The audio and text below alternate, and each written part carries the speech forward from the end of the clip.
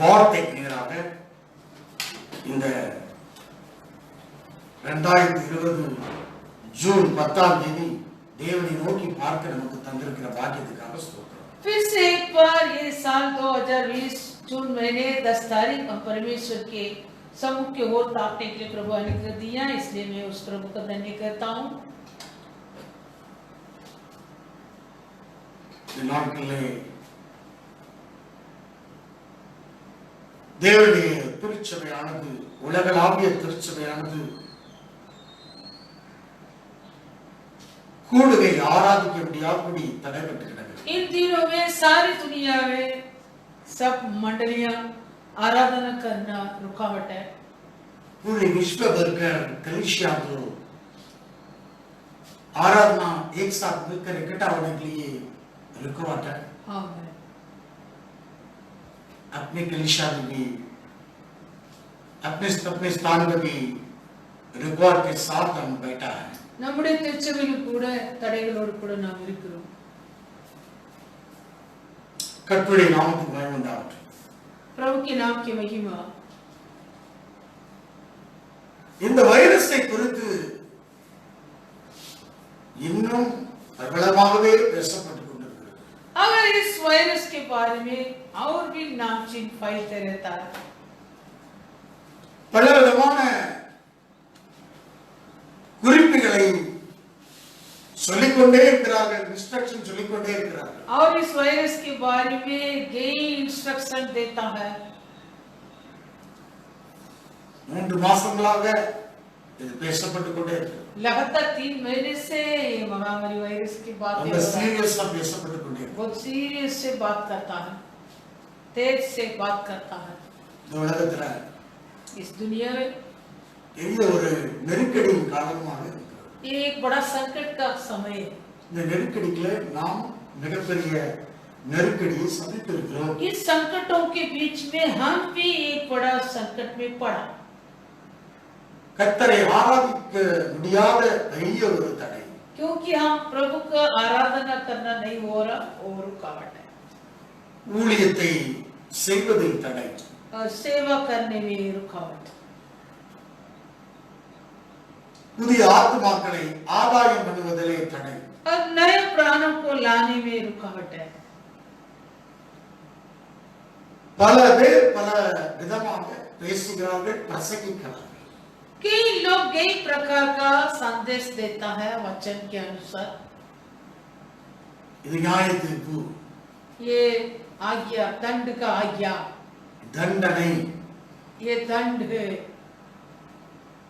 பலவிதமாக சொல்லப்படுகிறது. वैसे कई बार कई प्रकार का बोलता है। இது மனுஷனால் விடப்பட்ட நோய். अगर ये मानव ने ये महामारी को ले आया है, பலவிதமாக சொல்கிறார். कई प्रकार का बातें हो रहा। எப்படி சொன்னாலும் कुछ भी कि ना हो, நாம் தேவனுடைய பிள்ளைகள் வேதத்தையே கொண்டு நிதானித்துக் கொண்டிருக்கிறோம். हम जो परमेश्वर का प्रजा इस शास्त्र के अनुसार हम सारी संभव को हम பல விதமாக பேசிக் கொண்டிருக்கிறார். कई प्रकार का संदेश देता பல है। வல்லுநர்கள் பேசிக் கொண்டிருக்கிறார். और कई विज्ञानी लोग ஆய்ந்து बुद्धिमान கொண்டே இருக்கிறார்கள். इसी के बारे में छाछ कर மனுஷனுக்கு புத்திக்கு எட்டாத காரியமாக இருக்கிறது. ये मानव की बुद्धि से अबार बात। வேர்ல்ட் ஹெல்த் ஆர்கனைசேஷனுக்கு புரியாது. और इस दुनिया के हेल्थ ऑर्गेनाइजेशन को भी इसी के बारे में उतना जानकारी नहीं है। வல்லரசு நாடுக்கு புரியல. और बड़ा सम्राट देश है, वो भी इस पर उतना जानकारी नहीं है। இந்த உலகத்துல ஞானிகளுக்கு புரியல. और इस संसार के बुद्धि लोग को भी, बुद्धिमान को भी, பிரபுக்களுக்கு புரியல. सारे प्रधानों को भी कुछ मालूम नहीं पड़ा।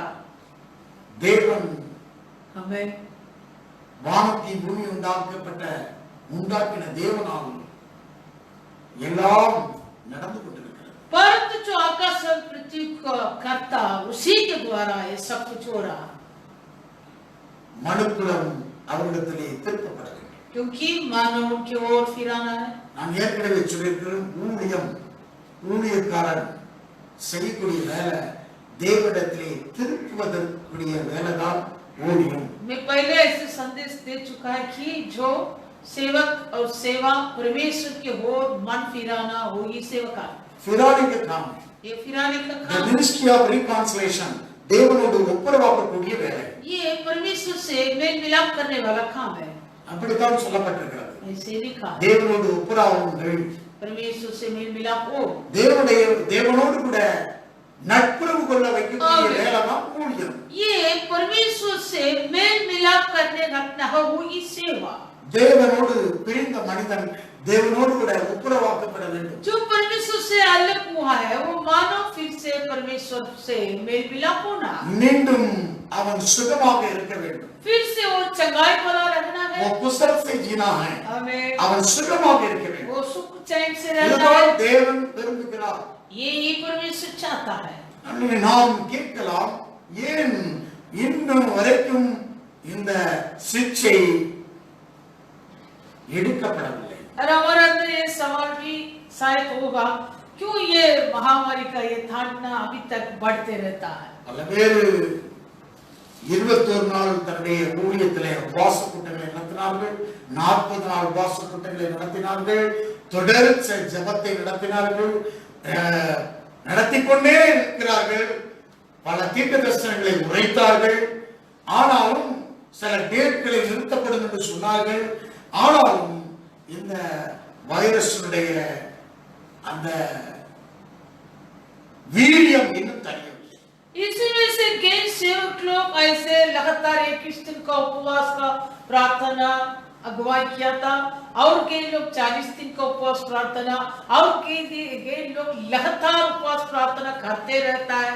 अगर कई भविष्यवाणी भी दियाता है, एक दिन ये तारीख को बंद हो जाएगा, लेकिन हम देखेगा तो आज तक ये महामारी बढ़ते जा रहा है, कुछ फायदा नहीं। நம்முடைய ஜெபத்தை, எல்லாருடைய ஜெபத்தை கேட்கிறார்.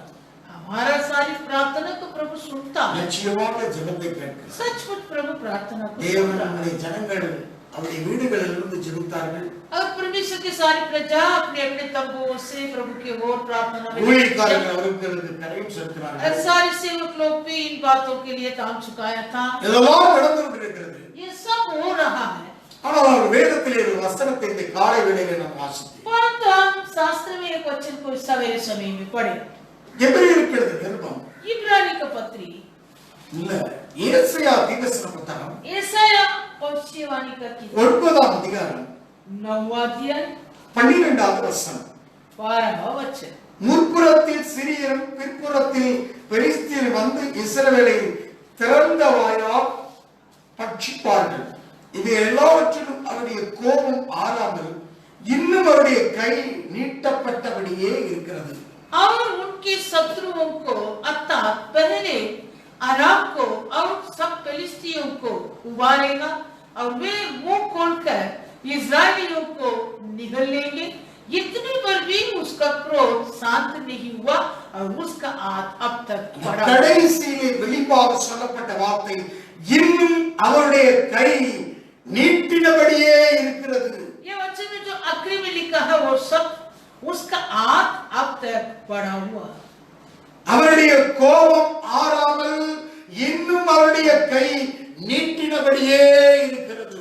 इतने पर भी उसका क्रोध शांत नहीं हुआ, और उसका हाथ अब तक बढ़ा हुआ। But his hand is stretched out still. அதாவது நீட்டினபடியே இருக்கிறது. उसका हाथ अब तक बढ़ा हुआ है। Hallelujah. हालेलुया। தாவீது ராஜ்யபார காலத்திலே 70,000 பேர் மரித்தார்கள்.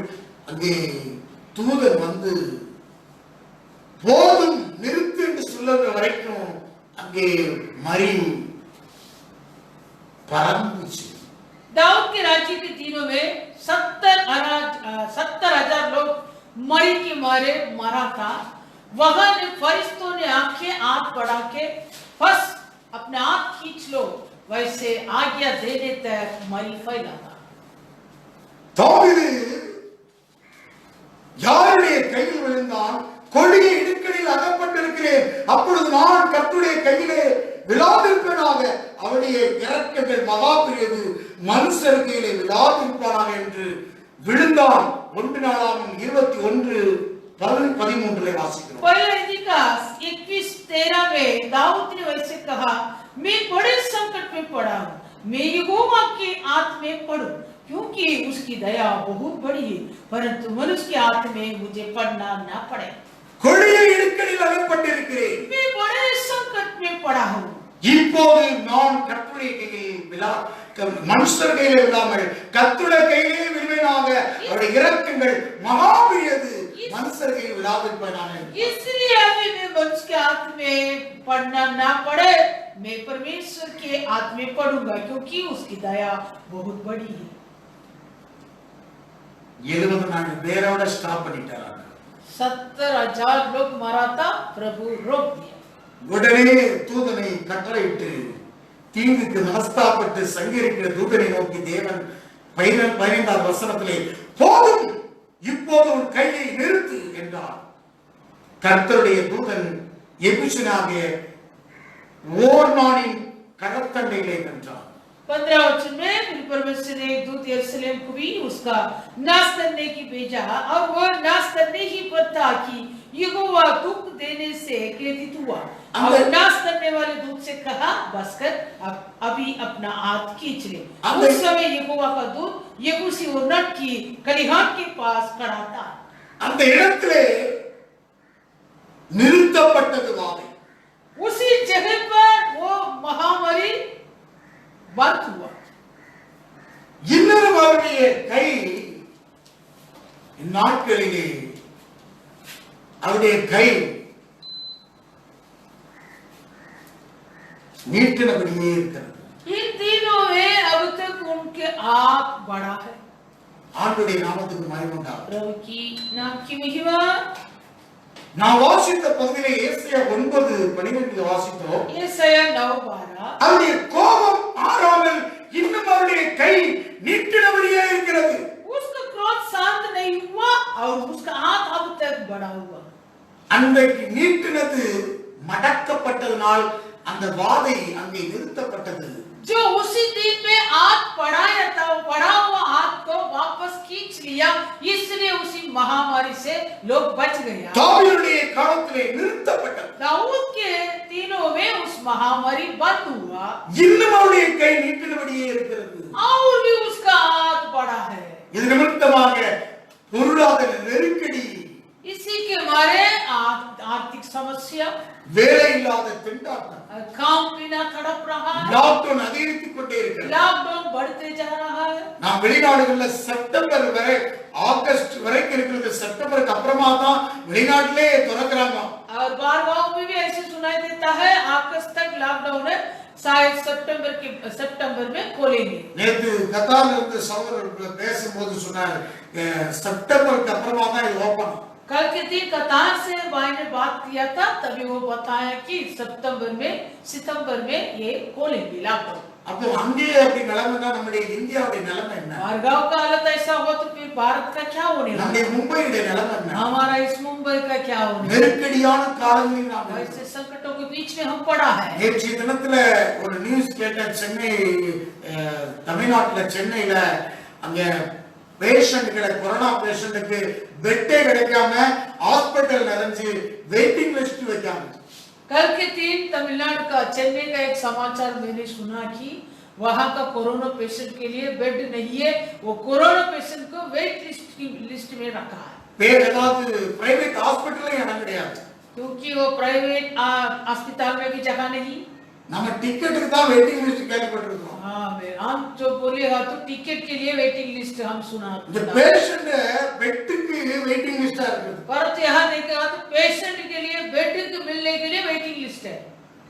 நேற்று தினத்துல கேள்விப்பட்டோம், டெல்லியுடைய முக்கியமந்திரி கூட ஒரு கெஜ்ரிவால் मुख्यमंत्री रिजल्ट और कल के दिन और एक समाचार भी आया था दिल्ली से, वो दिल्ली का मुख्यमंत्री केजरीवाल जी, उसको भी तबीयत खराब आज का है, उसका कोरोना का रिपोर्ट आएगा. தேசத்தின் தலைவர்கள் இருதயங்கள் எல்லாம் உருகி போய் இருக்கிறது, உடைந்து போய் கிடக்கிறது. वैसे देश के सारे नेताजियों के ये मन बिगड़ जा रहा है, टूट जा रहा है। தேசத்தின் வேலைகள் முடக்கப்பட்டிருக்கிறது. देश का सारे काम बंद हो गया है। பொருளாதாரம் என்ன நிலைமை என்று தெரியும். आर्थिक समस्या के बारे में कुछ मालूम नहीं। உலகமே ஸ்தம்பித்து போயிருக்கிறது. इस दुनिया वैसे रुक இது எல்லாருக்குமே இழப்பு.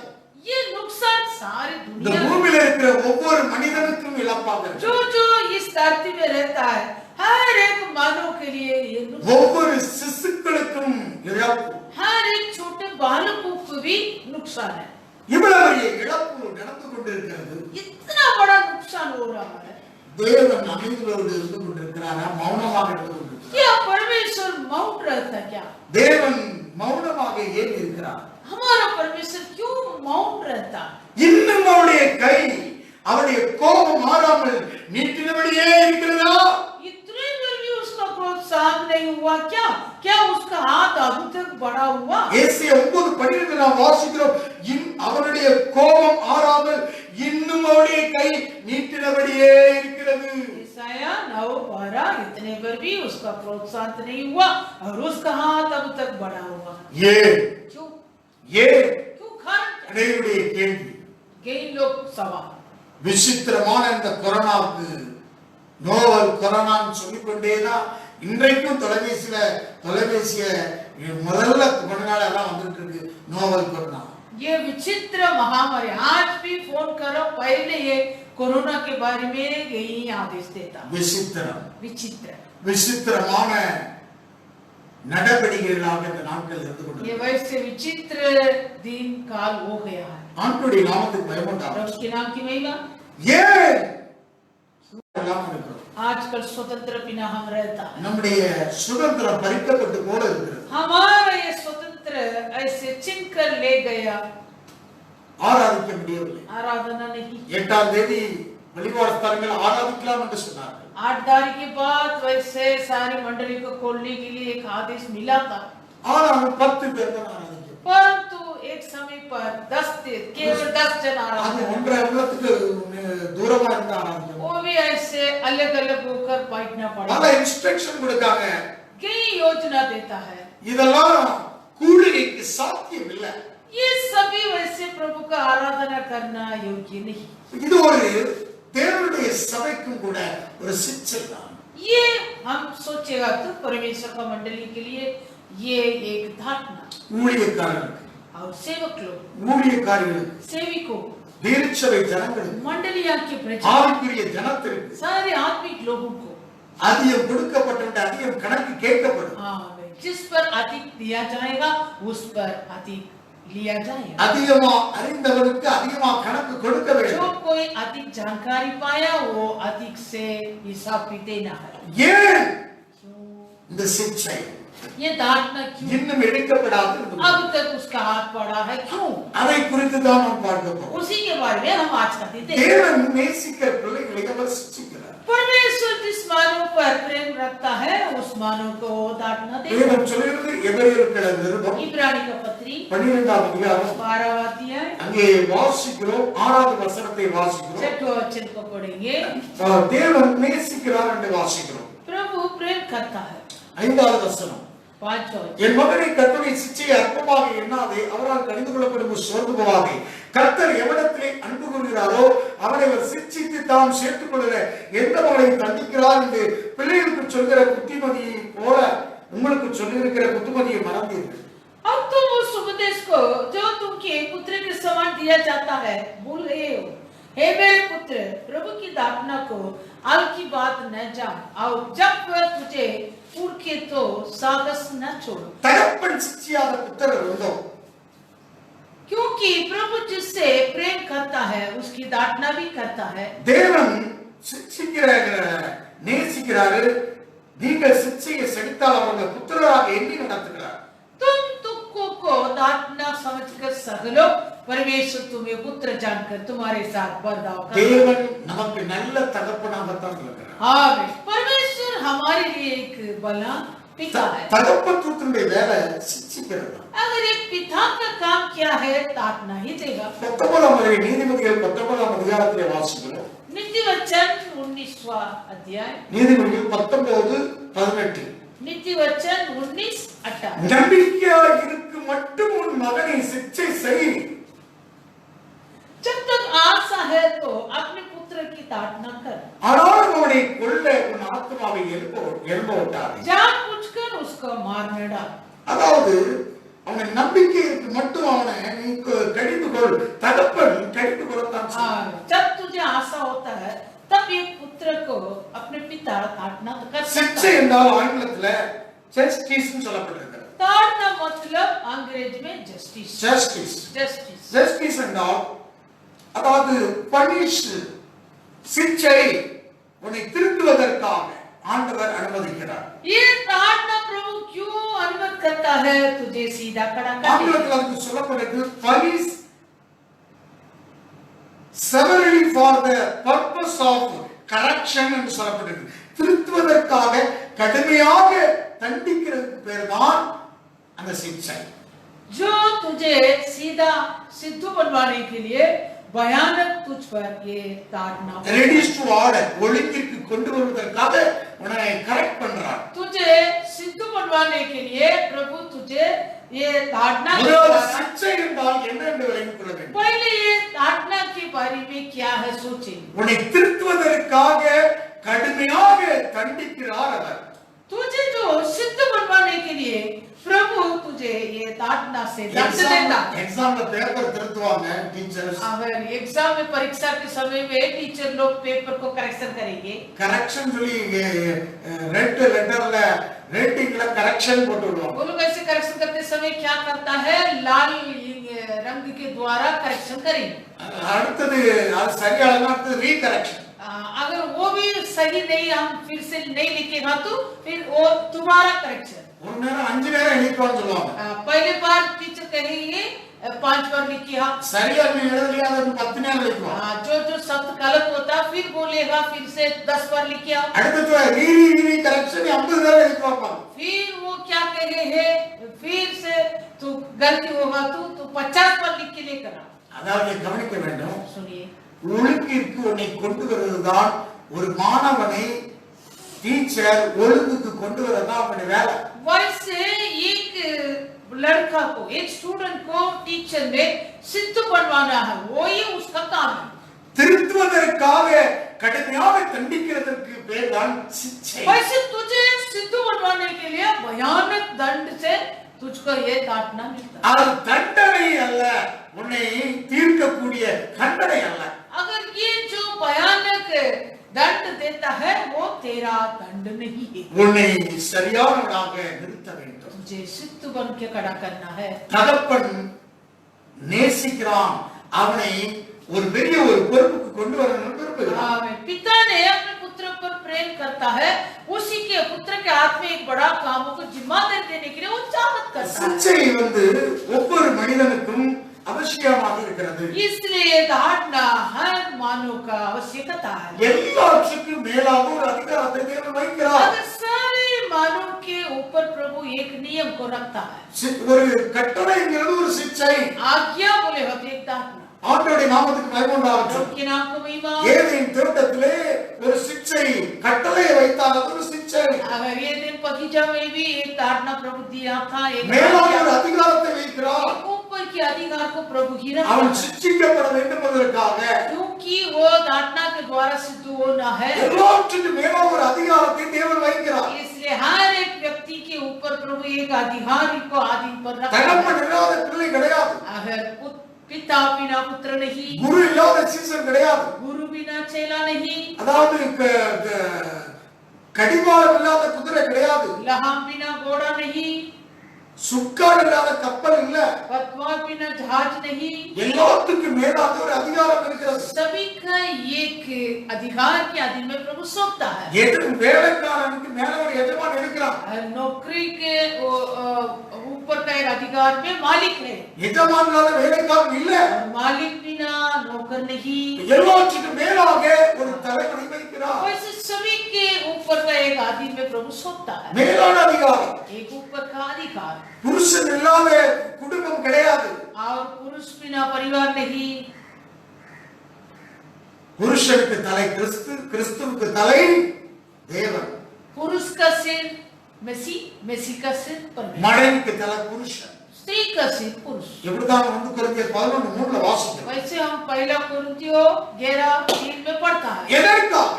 ये सभी क्या के लिए? ஒரு ஒழுங்கில் கொண்டு வருவதற்காக. ये सभी एक नियम के अधीन में हम सब आना है। தேவன் நேசிக்கிறவரை அவர் சிட்சிக்கிறார். इसलिए परमेश्वर जिससे प्रेम करता है उसको दाड़ना मिलता है। சிட்சை இல்லாத மனுஷன் கிடையாது.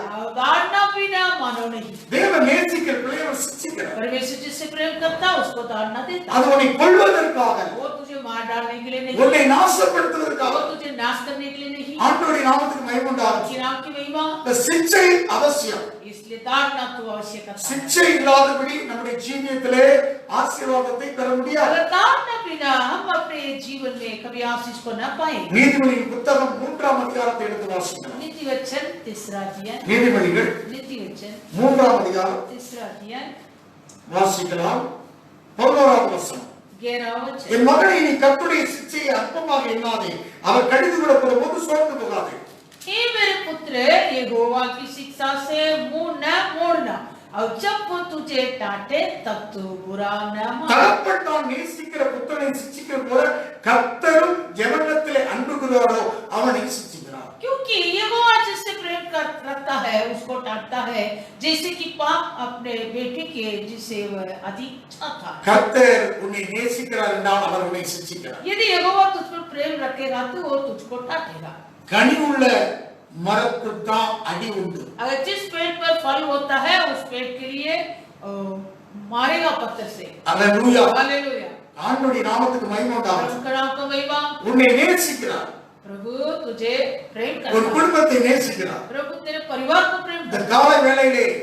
इस सवेरे समय சிட்சிக்கப்பட்டவர்களாக இருக்கிற தேவ ஜனமே, अगर जो डांट न पाए हुए परमेश्वर के प्रजा, கர்த்தர் உன்னை நேசிக்கிறார். प्रभु तुझे प्रेम करता है। நீங்க சொல்லணும், கர்த்தர் உன்னை நேசிக்கிறார். और तुम सभी लोग अभी कहना है प्रभु அற்பமாக எண்ணாதீர்கள், अगर स्टार्ट ना को तू तुच्छ मत சோர்ந்து हो, போகாதீர்கள். अगर निराश मत हो। இந்த லாக்டவுன் காலங்கள்ல इस लॉकडाउन के दिन இந்த में லாக்டவுனை அற்பமாக और எண்ணிவிடாதீர்கள். ये लॉकडाउन के बारे में तुच्छ मत गिना, சோர்ந்து போகாதீர்கள். निराश मत हो। இது தேவன் அனுமதித்து உங்களை நேசித்து சிட்சிக்கிறார். ये परमेश्वर ने तुझ पर प्रेम रख के ये अनुमति देता है डांटना के लिए। ஆண்டவருடைய நாமத்துக்கு மகிமை உண்டாகட்டும். प्रभु के नाम को महिमा।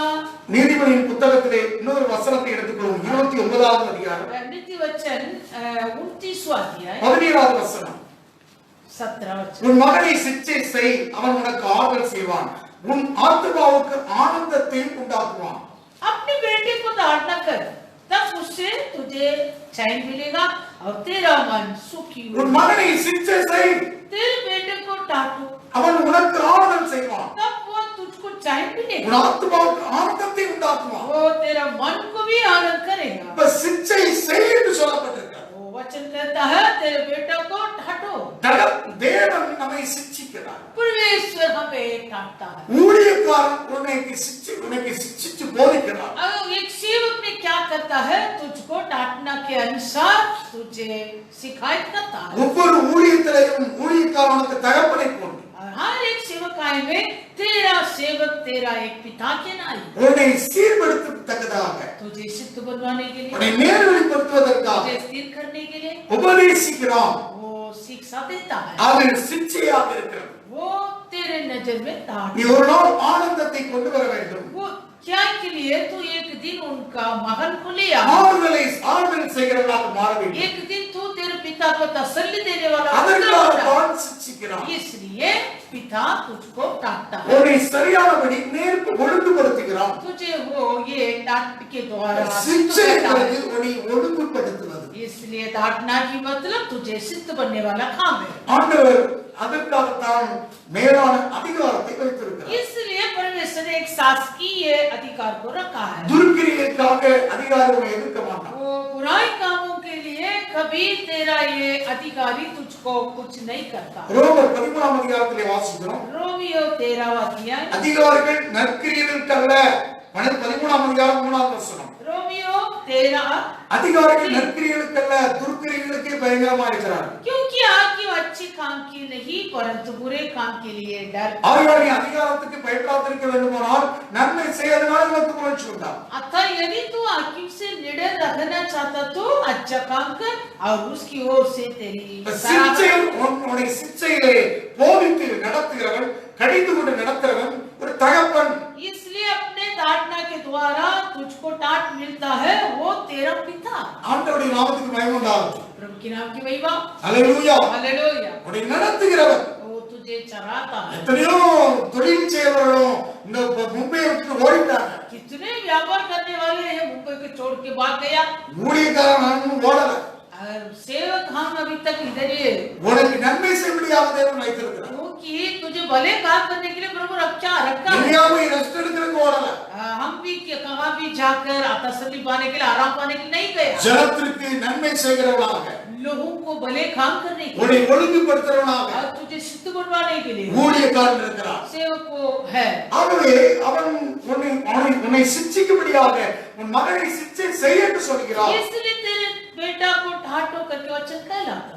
அப்ப சிட்சை என்கிறது ठाट मतलब உன்னை ஒழுங்குபடுத்துறது. तुझे सिद्ध बनाता। அதுதான் உங்கள் எபிரேயர்கள் 20 வாசித்தோம். इब्रानी அந்த சிட்சை என்கிறது वो डांटना ஒழுங்கிற்கு கொண்டு வருவது. मैं तुझे सिद्ध बनाता। திருத்துவதற்கு கடுமையாக தண்டிச்சு உன்னை திருத்துறது. वो भयानक दंड के द्वारा तू सिद्ध हो जाता। அதுதான் சிட்சை. वो ये डांटना அது தண்டனையாக நீங்க நினைத்திட வேண்டாம். इसलिए ये डांट को तू ये बड़ा दंड करके मत सोचो। நான் இப்போது வாசித்த வேத பகுதியை நாம் பார்க்கிறோம். हम अभी जो पढ़ा है वो वचन को ताकेंगे। வாசிக்கிறோம். எரேமியா புத்தகத்திலே 2ஆம் அதிகாரத்தை எடுத்துக்கொள்வோம். यिर्मयाह दूसरा अध्याय 29ஆம் வசனம். यिर्मयाह दूसरा 29। என்னோடு நீங்கள் வழக்காடுவரானின் நீங்கள் அனைவரும் எனக்கு விரோதமாய் துரோகம் பண்ணினீர்கள் என்று கர்த்தர் சொல்கிறார். तुम क्यों मुझसे वाद विवाद करते हो? तुम सबों ने मुझसे बलवा किया है यहोवा की जीवन। நான் உங்கள் பிள்ளைகளை அடித்தது விருதா, சிட்சையை ஏற்றுக்கொள்ளாமல் போனார்கள். அழிக்கிற சிங்கத்தை போல உங்கள் பட்டயம் உங்கள் தீர்க்கதரிசிகளை பட்சித்தது. मैंने वियंती की तुम्हारे बेटों की ताड़ना की, उन्होंने कुछ भी नहीं माना। तुमने अपने पौष्टिकताओं को अपनी ही तलवार से ऐसे काट डाला है जैसे सिंह फाड़ता है। நான் ஏன் உங்கள் பிள்ளைகளை அடித்தேன்? मैं क्यों तुम्हारे बेटों को ताड़ना की? சிட்சையை ஏற்றுக்கொள்ளாமல் போனார்கள். वो लोग ताड़ना को नहीं माना था इसलिए। அழிக்கிற சிங்கத்தை போல உங்கள் பட்டயம் உங்கள் தீர்க்கதரிசிகளை பட்சித்தது. अगर फाड़ने वाले सिंह के समान तुम्हारे तलवार से तुम्हारे पौष्टिकताओं को काट डाला है। தீர்க்கதரிசிகளை கொண்டார்கள். पौष्टिकताओं को मार डाला था। தீர்க்கதரிசிகள் தீர்க்கதரிசனமாக எச்சரித்த தீர்க்கதரிசிகளை கொண்டார்கள். जो चेतावनी दिया है वाणी कर वो पौष्टिकताओं को मार डाला। சிட்சையை ஏற்றுக்கொள்ளாமல் போனார்கள். अगर ये ताड़ना को नहीं माना था। எரேமியா 9:26 எடுத்து வாசிக்கலாம். अब यिर्मयाह 9:26। எரேமியா தீர்க்கதரிசன புத்தகம் यिर्मयाह 9ஆம் அதிகாரம் 9वां अध्याय 26ஆம் வசனம் 26वां वचन। வாசிக்கலாம். अर्थात मिस्रियों, यहूदियों, एदोमियों, अम्मोनियों, मोआबियों को और उन सिरोस्तान के निवासियों को जो अपने गाल के बालों को मुड़ा डालते हैं, क्योंकि वे सब जातियां तो कतना रहित है और इस्राएल का सारा घराना भी मन में कतना रहित है।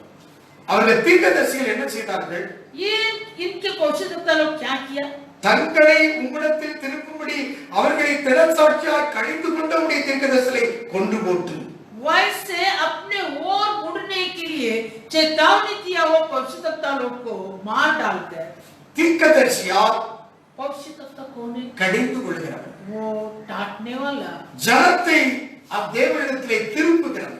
और लोगों को परमेश्वर की ओर मुड़ने वाला। அந்த திருப்பக்கூடிய கடிந்து கொண்ட அந்த திடசாட்சியாய் கடிந்து கொண்ட அந்த தீர்க்கதரிசிகளை கொன்றார்கள். वैसे जो चेतावनी के द्वारा परमेश्वर की ओर मुड़ाने के लिए रखा हुआ पौष्टिकताओं को ये लोग मार डाला। தீர்க்கதரிசிகளை கொன்றார்கள். पौष्टिकताओं को मार डाला। அதாவது என்ன, நான் சிட்சையை அற்பமாக எண்ணாதே, சிட்சையை நீ என்ன செய்யாத, தேவன் தண்டிக்கும் போது அதை நீ ஏற்றுக்கொள்ளாமல் இருந்தாங்க, சோர்ந்து போகாத. वो डांटना को तो तुच्छ मत गिनो और परमेश्वर तुझको डांटते समय निराश मत हो। நீ அற்பமாக எண்ணாதே, तुच्छ मत गिनो, சோர்ந்து போகாதே, निराश मत हो। அந்த சிக்ஷையை நீ தள்ளி போடாத. अगर वो डांटना को ऐसे दूर मत फेंको। அந்த சிக்ஷை தேவனிடத்தில் உன்னை திருப்புவதற்காக. वो डांट के द्वारा तू परमेश्वर की ओर मुड़ेगा। சிக்ஷை உன்னை கரெக்ட் பண்ணி உன்னை திருத்துவதற்காக. आमीन। वो डांट क्या करता है? तुझको सिद्ध बनवाकर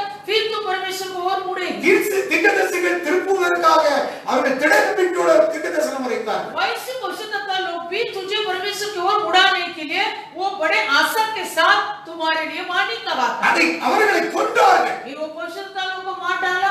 ஆகவே நான் உங்கள் பிள்ளைகளை அடித்தது விருதாவா, நான் வீணாக அடிக்கிறேன்னு சொல்லுகிறேன். इसलिए क्या मैंने तुम्हारे पुत्र लोग को मारा है वो व्यर्थ काम है क्या? அதத்தான் எரேமியாவை நாம் வாசிக்கிறோம். அந்த 2ஆம் அதிகாரம் 29-30 வாசிக்கிறோம். वो ये यिर्मयाह 2:29-30 में लिखा। என்னோடு நீங்கள் வழக்காடுவானே, तुम क्यों मुझसे वाद-विवाद करते हो? நீங்கள் அனைவரும் எனக்கு ரோதமாய் துரோகம் பண்ணினீர்கள் என்று கர்த்தர் சொல்கிறார். तुम सबों ने मुझसे बलवा किया है। ஹல்லேலூயா. हालेलुया। நான் உங்கள் பிள்ளைகளை அடித்தது விருதா, मैंने व्यर्थ की तुम्हारे बेटे को डांटना की। சிக்ஷையை ஏற்றுக்கொள்ளாமல் போனார்கள். அடிக்கிற சிங்கத்தை போல உங்கள் பட்டயம் உங்கள் தீர்க்கதரிசிகளை பட்சித்தது. उन्होंने कुछ भी नहीं माना, तुमने अपने पवित्रताओं को अपनी की तलवार से ऐसे काट डाला है। ஆங்கிலத்தில் சொல்லப்படுது சிக்ஷையை ஏற்றுக்கொள்ளாமல் போனார்கள். They received no correction. Hallelujah. They received no correction. அவர்கள் அதை திருத்தாமல் போனார்கள். वे लोग वो डांटना को नहीं माना था, ஏற்றுக்கொள்ளவில்லை. डांटना को नहीं அற்பமாக எண்ணாதே, तुच्छ मत गिनो, நீ சோர்ந்து போகாதே, निराश मत हो, சிக்ஷையை அற்பமாக எண்ணாதே. डांट को तुच्छ मत நடந்து கொண்டிருக்கிற சம்பவத்தை கேட்டு நீ சோர்ந்து போகாதே, அற்பமாக எண்ணிடாதே. जो होने वाले संभव को देखकर तुच्छ मत गिनो, निराश मत हो। சங்கீதம் 50ஆம் அதிகாரத்திலே வாசிக்கிறோம். वचन संहिता 50वां अध्याय, சங்கீதம் 50:17 वचन संहिता 50:17। சிக்ஷையை நீ பகைத்து என் வார்த்தையை உனக்கு பின்னாக எரிந்து போடுகிறாய். तू तो शिक्षा से बाहर करता और मेरे वचनों को तुच्छ जानता है। சிக்ஷையை பகைக்காத, தாழ்நாக்கு பயமத் கரோ, आमीन। शिक्षा को बाहर मत कर, என் வார்த்தைகளை உனக்கு பின்னாக எரிந்து போடுகிறாய். मेरे वचनों को भी तू तुच्छ जानता है, நீ சிக்ஷையை பகைக்க கூடாது. तो शिक्षा को बाहर मत कर அற்பமாக எண்ணாத, और तुच्छ मत जान அதை சோர்ந்து போகாத. और निराश मत हो। ஏன் அவருடைய கரம் நீட்டப்பட்டபடியே இருக்கிறது. क्यों परमेश्वर का हाथ ऐसे अब तक बढ़ा है? ஏசியா 9ஆம் அதிகாரத்தை எடுத்துக்கொள்வோம். अभी हम निकालेंगे तुम्हारा यशायाह 9वां अध्याय, ஏசியா 9ஆம் அதிகாரம் यशायाह 9 மீண்டும் வாசிக்கலாம். அந்த 12வது வசனம். 12 वचन। முற்புறத்தில் சீரியரும் பிற்புறத்தில் பெலிஸ்தீர் வந்து இஸ்ரவேலை திறந்த வாயால் பட்சிப்பார்கள். இவை எல்லாவற்றிலும் அவருடைய கோபம் ஆறாமல் இன்னும் அவருடைய கை நீட்டினபடியே இருக்கிறது. उनके शत्रुओं को अर्थात पहले आराम को और तब फिलिस्तियों को उबारेगा और वे मुंह खोलकर इस्राएलियों को निगल लेंगे। इतने में भी उसका क्रोध शांत नहीं हुआ और उसका आग अब तक बढ़ा हुआ। உலகத்திலே பெரிய ஒரு சரித்திரம். ये इस दुनिया में एक बड़ा चरित्र இந்த बना। நாட்களே நாம் ஒரு சரித்திரத்தை பார்த்து கொண்டிருக்கிறோம். हम सभी इन दिनों में एक बड़ा चरित्र को देख रहा है। நம்ம காலங்கள் பேசப்படும் காலங்கள். हमारा ये काल, ये समय आने वाले दिनों में बड़ा नामचीन चरित्र இன்னும் बनने वाला है। அவருடைய கோபம் ஆறாமல் தணியாமல் இன்னும் அவருடைய கை நீட்டப்பட்டபடியே இருக்கிறது. उसका क्रोध शांत नहीं हुआ, उसका हाथ अब तक बढ़ा हुआ है। 13வது வசனம். 13 वचन। ஜனங்கள் தங்களை அடிக்கிறவர்களிடத்தில் திரும்பாமலும் சேனையை கர்த்தரை தேடாமலும் இருக்கிறார்கள். तो भी ये लोग अपने मारने वाले की ओर नहीं फिरे और न सेनाओं की यहोवा की खोज करते हैं। ஏன் அவருடைய கோபம் ஆறாமல் அவருடைய கை இன்னும் நீட்டினபடியே இருக்கிறது? क्यों यहोवा का क्रोध शांत नहीं हो रहा है और उसका हाथ भी अब तक बढ़ा है? क्यों? ஜனங்கள் தங்களை அடிக்கிறவரிடத்தில் திரும்பாமல் இன்னும் சிக்ஷைய அனுமதித்ததுக்கு காரணம்னா இன்னும் அவன் கரெக்ஷன் பண்ணல, திரும்ப लोग अपने मारने वाले की ओर अब तक नहीं फिरा சேனையின் கர்த்தரை தேடாமல் இருக்கிறார். और सेनाओं को यहोवा का खोज में भी नहीं। ஆகையால் கர்த்தர் இஸ்ரவேலின் தலையையும் வாளையும் கிளையையும் நாணலையும் ஒரே நாளில் வெட்டி போடுவார். इस कारण यहोवा इज़राइल में से सिर और पूंछ को, खजूर की डालियां और सरंगड़े को और एक ही दिन में काट डालेगा. தலை என்றால் மூப்பன். மூப்பன் கணமுருந்தியவனும் தலையே. पूर्णिया और प्रतिष्ठित पुरुष तो सिर है. பொய் போதகம் பண்ணுகிற தீர்க்கதரிசி வாள். और झूठी बातें सिखाने वाले नबी पूंछ है. இந்த ஜனத்தை நடத்துறவர்கள் எத்தருமாய் அவர்களால் நடத்தப்படுகிறவர்கள் நாசமடைவுமாய் இருக்கிறார்கள். जो इन लोगों को अगुवाई करते हैं वे इनको फटका देते हैं और जिनकी अगुवाई होती है वे नष्ट हो जाती है. இந்த சிக்ஷையில் ஒவ்வொரு ஊழியக்காரனும் விசுவாசிகளும் திருப்பப்பட வேண்டும், சிட்சிக்கப்பட திருப்பப்பட. और इस ताड़ना के द्वारा हर एक सेवक को और हर एक सेवी को और हर एक प्रभु के चुने हुए प्रजा परमेश्वर की ओर फिराना है. தலை என்றால் கணம் பொருந்தியவனும் மூப்பனும் தலை. सिर मतलब पूर्णीय और प्रतिष्ठित पुरुष. வாள் என்றால் பொய் போதகம் பண்ணுகிற தீர்க்கதரிசி. जो पूंछ मतलब झूठी बातें सिखाने वाला नबी. கிளையும் நாணலும் என்று சொன்னால் और डालियां और सरगंडे मतलब அதாவது கிளை ஒடிஞ்சு போகக்கூடிய விசுவாசியும் நெருஞ்சு போகக்கூடிய விசுவாசியும் குறிக்கிறது. ये इसका मतलब क्या है? कुचले कुए विश्वासी और टूटने वाले विश्वास के बारे में लिखा है. அதெல்லாம் சொல்லப்பட்டிருக்கிறது. वो सब लिखा है. இவர் எல்லாரும் ये सारे लोग ஏன் அவருடைய கை நீட்டினபடி இருக்கிறது? क्यों प्रभु का हाथ अब तक बढ़ा है? ஏன் அவருடைய சிக்ஷை இன்னும் இருக்கிறது? क्यों उसका डांटना आज तक है? ஏன் இந்த வேதனை இன்னும் இருந்து கொண்டே ये இருக்கிறது? बड़ा संकट वेदना क्यों अभी तक है? அவருடைய கோபம் ஏன் ஆறவில்லை? उसका क्रोध क्यों अभी तक शांत नहीं हुआ? ஜனங்கள் அங்கே அவர்கள் திரும்பாமல் இருக்கிறார்கள். लोग प्रभु के ओर न फिरता है. இன்னொரு விசை தேவனுடைய ஜனம் திரும்பப்பட வேண்டும். आमीन. फिर से एक बार परमेश्वर की प्रजा उनके ओर फिरना है. அவருடைய உபதேசத்தில் சத்தியத்தில் திரும்பப்பட வேண்டும். उनके उपदेश और सत्य के द्वारा मुड़ना है. சிக்ஷை எதற்காக? ताड़ना किसके लिए? உணர்வுள்ளவனாக மாற்றுவதற்காக. हमें समझ पाने के लिए. இன்னும் இவ்வளவு சம்பவம் நடந்தும் உணர்வில்லாமல் திரும்பப்படாமல் இருக்கிறார்கள். इतना होने के बाद भी समझ भी ना वो लोग ना फिरता है, திரும்பப்படாமல் இருக்கிறார்கள். ना मुड़ता है. அதிலே அந்த சூழ்நிலையிலையும் எதையோ ஸ்தாபனத்தை கட்ட வேண்டும் என்று விரும்புகிறார்கள். हमें इसी संकट के बीच में भी अपने अपने स्थापन को नापचिन करने वाले काम में बढ़ते रहते हैं. ஊழியத்தை எதையாவது பாதுகாத்து அமைப்பை கட்டணும்னு और நினைக்கிறார்கள். अपने सेवकाई में किसी स्थापन को ऐसे रक्षा के द्वारा बढ़ने के लिए बड़ा सोचता है. संस्था को संभालना है, संस्था को बढ़ाना है, संस्था को बढ़ाना है, यही काम हो रहा है. आमीन. அதான் இந்த 9வது வசனத்தில், அதனால தான் 8வது வசனத்துல சொல்கிறார், इसलिए 8 वचन ஆண்டவர் யாக்கோபுக்கு ஒரு வார்த்தை அனுப்புகிறார், அது இஸ்ரவேலின் மேல் இறங்கிற்று. प्रभु ने याकूब के पास एक संदेश भेजा है और वो इज़राइल पर प्रकट हुआ. செங்கல் கட்டு இடிந்து போயிற்று, பொழிந்த கல்லாலே திரும்ப கட்டுவோம். காட்டத்தி மரங்கள் வெட்டி போடப்பட்டது, அவைகளுக்கு பதிலாக கேதுரு மரங்களை வைப்போம் என்கிறார். ईंट तो गिर गई है, परंतु हम गड्ढे हुए पत्थरों से घर बनाएंगे. गुलाब के वृक्ष तो कट गए हैं, परंतु हम उनके बदले देवदारों से काम लेंगे. அகத்தையும் மனப்பெருமாய் சொல்கிற எப்ராமியருக்கு சமாரியாவின் குடிகளாகிய எல்லா ஜனத்துக்கும் அது தெரிய வரும். और सारी प्रजा को इब्राहिमों और सोमरोन वासियों के मन हो जाएगा जो गर्व और कठोरता से बोलते हैं. அங்கே கவனிக்க வேண்டும். सुनिए, செங்கலை எடுத்து கட்டி இன்னும் நாங்கள் இடிந்தது போலதை நாம் கட்டி எடுப்போம். जो जो ईंट से गिर गई है वो बातों को हम फिर से बनाएंगे. பொழிந்த கல்லாலை திரும்ப கட்டுவோம். गुलाब के वृक्ष के बदले हम फिर से एक बार पत्थर से காட்டத்தி बनाएंगे. மரங்கள் வெட்டி போடப்பட்டது, அவைகளுக்கு பதிலாக கேதுரு மரங்களை வைப்போம். गुलाब के वृक्ष तो कट हुआ है, फिर भी हम उसके बदले देवदार से அகத்தையும் மனப்பெருமையுமாய் சொல்லுகிற சொல்லிக் கொண்டு அப்படி கேட்கும் போது அப்படி சொல்லும் போதுதான் எப்ராயிமரும் சமாரியாவின் குடிகளுமாகிய எல்லா ஜனத்துக்கும் அது தெரிய வரும். तू वैसे अपने गर्व और कठोरता की बातें बोलता है, ये सारी प्रजा को, इब्राहिमों को और सोमरोन वासियों को मालूम हो जाएगा. ये பெருமையோடு கூட, அகந்தையோடு கூட, மனப்பெருமையோடு கூட, அகந்தையோடு கூட இந்த லாக்டவுனை நாம் இருக்கக்கூடாது.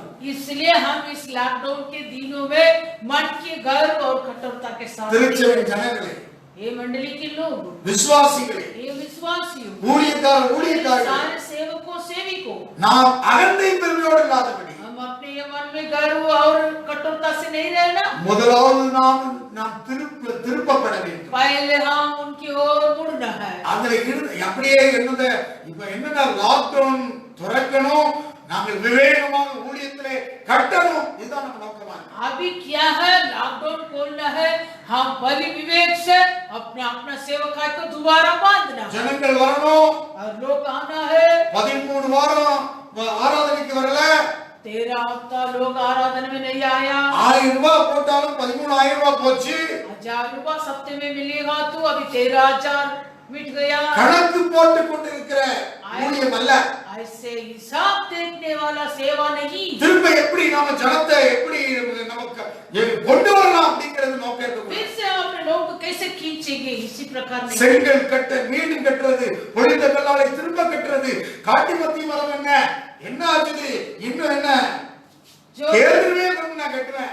जो ईंट से बनाया था वो तो गिर पड़ा, इसलिए मैं पत्थर से बनाएगा, और गुलर के वृक्ष कट जाएगा तो क्या मैं देवदार से काम करेगा. தேவன் சொல்லக்கூடிய சில விஷயமான பாடங்கள் இந்த நாட்களில் நாம் கற்பிக்கப்படணும். इन दिनों में जो प्रभु हमको टाट के अनुसार शिक्षा देता है, हम समझ के अनुसार पाना है. நமக்கு இருக்கக்கூடிய மனப்பெருமை அகந்தையில இருந்து நாம் கிறிஸ்துவின் சிந்தைக்கு முதலாக வர வேண்டும். पहले हम क्या करना है, हमारे जो अंदर है वो मन की गर्व और कठोरता से वो हटकर हम प्रभु मसीह के स्वभाव पर आना है. 70 வருஷம் பாபிலோனுடைய சிறையிருப்பு முடிஞ்சது. 70 बरस वो बाबिलोन के बंधक खत्म हो गया. ஆலயத்தை கட்டுறதுக்கு பெர்சியா ராஜா அவர்களை விட்டா, और मंदिर बांधने के लिए राजा कुस्तु ने वो सभी को भेजा है. எல்லா பொருட்களையும் கொடுத்து கோரேஸ் ராஜா விட்டா. और राजा कुस्तु सारे संपत्ति को देकर उन लोगों को भेजा था. அகந்தையும் மனப்பெருமையோடு கூட போய் இதை நாங்கள் கட்டுவோம் என்று போனார்கள். ये लोग जैसे गया था मंदिर बांधने के लिए मन की गर्व நீ அகந்தையும் மனப்பெருமையோடு கூட இந்த லாக்டவுன் முடிஞ்சு நீ கட்டணும்னு சொன்னா சத்துருக்குடைய கால்களில் போய் விழும். अगर तू भी ये लॉकडाउन खोलने के बाद अपने मन की गर्व और कठोरता के साथ दोबारा सेवा करने सोचेगा तो ये शत्रुओं के कान तक पहुंचेगा. அங்க எருசலேமை கட்ட போனாங்க. वहां यरूशलेम मंदिर बनाने जाता था. அங்க அண்ணன் சொல்றாரு, தீர்க்கதரிசனமா சொல்றாரு, எப்ராமியரும் சமாரியரும் குடியிலுமாக எல்லா ஜனத்துக்கும் தெரிய வரும். इसलिए वहां ऐसे कहा, ये बात सारी प्रजा को और इब्राहिमों को और सोमर रोने वाले वासियों को मालूम हो जाएगा. நீங்க எஸ்ரா புத்தகத்திலே படிக்கலாம், நெகமியா புத்தகத்திலே படிக்கலாம். அங்கே அவர்கள் அஸ்திவாரம் போட்டார்கள். அங்கே சமாரியர்கள் வந்து வாக்குவாதம் பண்ணினார்கள். और तुम लोग इन बातों को एस्तर और नेहमिया की पुस्तक में पढ़ सकता है. एस्रा और नेहमिया की पुस्तक में पढ़ सकता है. वो लोग तो नींव डाला मंदिर बनवाने के, लेकिन सामारे लोग आके गिर डाला. வாக்குவாதம் பண்ணினார்கள், இடிக்க அதை கட்ட விடல. वो बांधने नहीं दिया, सामारे लोग आकर वाद विवाद किया था. எல்லாம் சிதறடிக்கப்பட்டு ஓடிட்டாங்க. ये सारे लोग तितर-बितर. 16 வருஷம் தேவனுடைய தரிசனம் மறந்து போய்விட்டது. 16 बरस परमेश्वर को दर्शन को அப்படிப்பட்ட காலங்கள்ல தான் उसी प्रकार के समय हुए. ஆகாய், சகரியா, மல்கியா தீர்க்கதரிசிகளை தேவன் எழுப்பினார். आगे जकरिया मलाकी तीनों को इसका प्रभु 16 வருஷம் அப்படியாக மனம் மேட்டிமை, அகந்தை, மனப்பெருமை நிமித்தமாக அவர்கள் தேவனுடைய ஆலயத்தை கட்ட முடியவில்லை.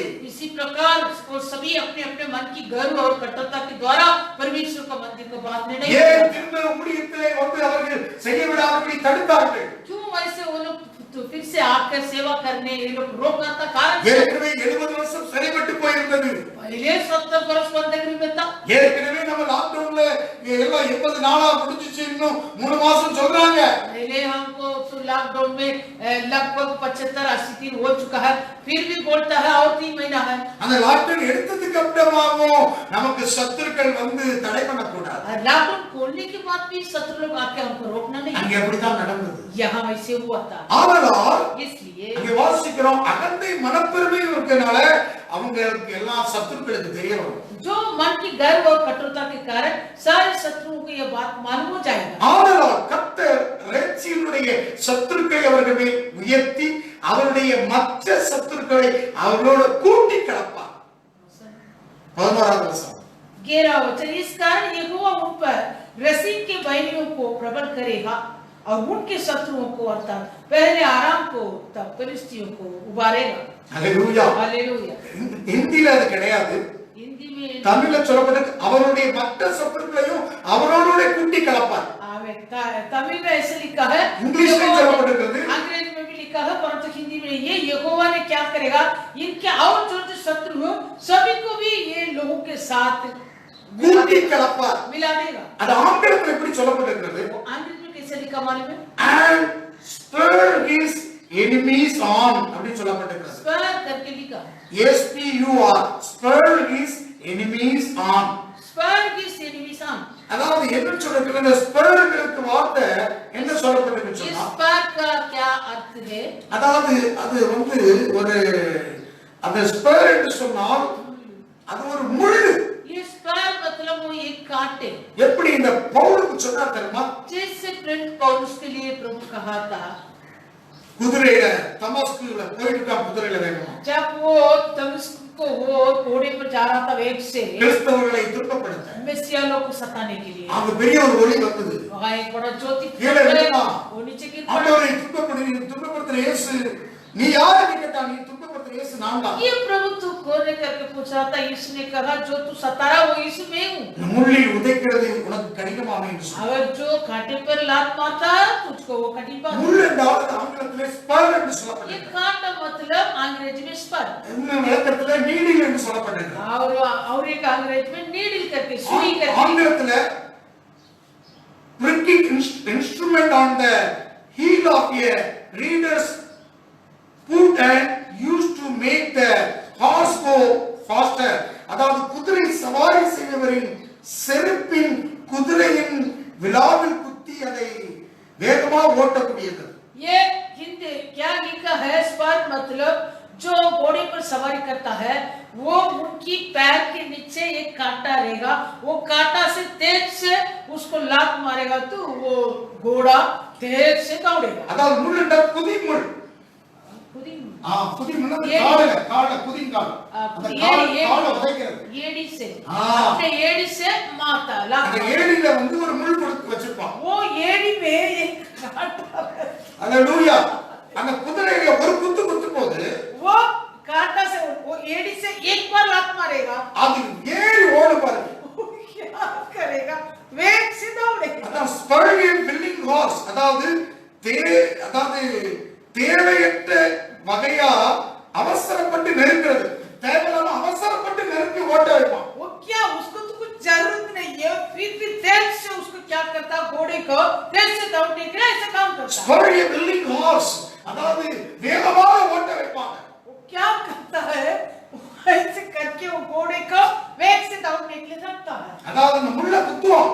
वो अपने वो कांटे से लात मारेगा। ஆண்டவர் தான் சொன்னாரு, इसलिए प्रभु कहा தம்பி நீ விழுந்துட்ட, तू अभी गिर पड़ा, அடுத்தது நீ தேவனை சித்தவனு கேளு, அடுத்தது நீ எழுந்து அதை ஓட்டுன, நீ இந்த முள்ளில் உதைச்ச, இந்த குதிரையை நீ உதைச்ச, இது உனக்கு பெரிய கடினமாயிடும். अभी तो गिर गया है, फिर इसके बाद भी तू उठकर फिर से एक बार ये कांटे पर लात मारेगा तो तेरा कठिन बात है। அவனுக்கு ஒரு சிக்ஷை வைத்தார். उसका एक काटना, அல்லேலூயா. हालेलुया। முள் அதாவது வேகமா ஓட்டிட்டு போனவன் वो तेज से दौड़ा था, இந்த முள்ளில உதைத்தா நீ உனக்கு கடினமாயிடும். ये फिर से एक बार ये कांटे पर तू लात मारेगा तो तेरा कठिन बात है। அவனுக்கு ஒரு சிக்ஷையை வைத்தார், வார்னிங் கொடுத்தார். उसका क्या एक चेतावनी दाड़ना, அதான் இங்க சொல்லப்பட்டிருக்குது இந்த ஏசாயா 9ஆம் அதிகாரத்துல, ऐसा 9 अध्याय में, அதாவது அவர்களுடைய மற்ற சத்துருக்களை அவரோடு கூட்டி வைப்பார், ஒரு முள்ள வைப்பார். मतलब उनका जो और भी शत्रु था वो सारे शत्रुओं को ऐसे मिला के खड़ा कर देगा। இந்த வைரஸோட கிடையாது, ये वायरस नहीं है, ना केवल वायरस, லாக்டவுன் நடந்துருக்கு, लॉकडाउन तो अभी हो रहा, பொருளாதாரம், आर्थिक समस्या, பொருளாதார நெருக்கடி आर्थिक समस्या, நம்ம வீடுகள்ல வரக்கூடாது. हमारा घर का अंदर ये नहीं आना, இங்க கவனிக்க வேண்டும். அந்த and spare his enemies என்று 11ஆம் வசனத்துல வாசிக்கிறோம். ஏசாயா 9:11 வாசிக்கிறோம். ऐसे 9:11 में ऐसे लिखा है, और भी उतने कितने बैरी है वो सभी को इनके साथ मिलाने रखेगा। தேவன் சொல்லுவார், அந்த சிக்ஷையை நீ அற்பமாக எண்ணி சோர்ந்து போய்விட்டால், अगर परमेश्वर तुझे तो करेगा वो डांटना को तो நீ तुझे जानकर यदि நீ निराश होगा நீ திருப்பப்படாவிட்டால் यदि तू मन न फिरेगा तू இன்னும் சில முள்ள வைப்பார். और भी कहीं खाटे को प्रभु அதுதான் சொல்றாரு, நெருக்க உனக்கு முள்ள வைப்பேன், तुझे मैं खाटे को रखेगा என்னுடைய கையும் கோபம் தணியாதபடி நீட்டினபடியே இருக்கிறது. और मेरा ये हाथ भी क्रोध से शांत नहीं होता अब तक बढ़ता रहता. யோசுவா புத்தகத்துல வாசிக்கிறோம். यहोशू पुस्तक யோசுவா புத்தகம் यहोशू 23ஆம் அதிகாரம். यहोशू 23 23ஆம் அதிகாரத்துல இங்க வாசிக்கலாம். 12வது வசனம். 23 நீங்கள் பின்வாங்கி போய் உங்களுக்குள்ளே மீதியா இருக்கிற இந்த ஜாதிகளை சேர்ந்து அவரோட சம்பந்தம் கலந்து நீங்கள் அவரிடத்திலும் அவர் உங்களிடத்திலும் உறவாடினால், क्योंकि यदि तुम किसी रीति यहोवा से फिरकर इन जातियों के बाकी लोगों से मिलने लगे जो तुम्हारे बीच बचे हुए रहते हैं, உங்கள் தேவனாய கர்த்தர் இனி இந்த ஜாதிகளை உங்களுக்குள்ளாக துரத்திவிட மாட்டார் என்றும் உங்கள் தேவனாய கர்த்தர் உங்களுக்கு கொடுத்த இந்த நல்ல தேசத்தை அழிந்து போக மட்டும் जो निश्चय जान लो कि आगे को तुम्हारा परमेश्वर यहोवा इन जातियों को तुम्हारे सामने से नहीं निकालेगा और ये तुम्हारे लिए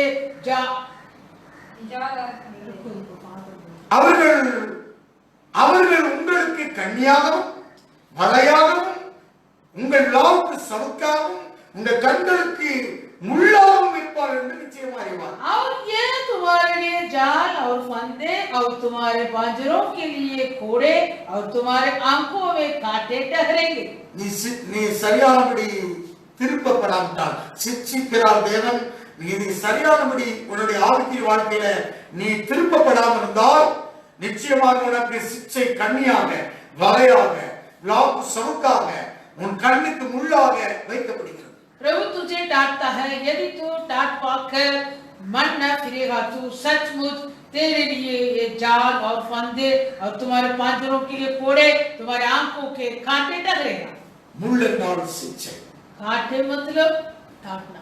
ஹல்லேலூயா. हालेलुया. சிச்சை. डांटना.